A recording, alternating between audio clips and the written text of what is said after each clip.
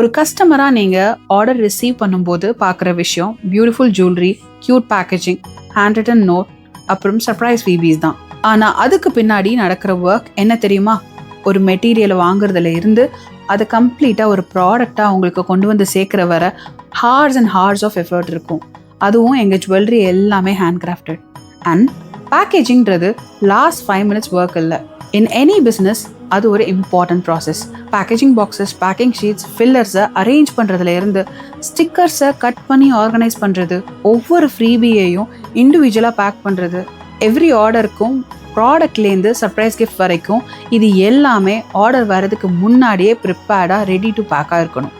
அப்போ தான் உங்கள் ஜுவல்லரியை கேரோட மேட் டு ஆர்டராக ரெடி பண்ணி பேக் அண்ட் டிஸ்பேட்ச் டைமுக்கு பண்ண முடியும். நீங்கள் ரிசீவ் பண்ணுற ஜுவல்லரிக்கு பின்னாடி நிறைய இன்விசிபிள் எஃபர்ட்ஸ், நிறைய ப்ரிப்பரேஷன்ஸ் இருக்குது.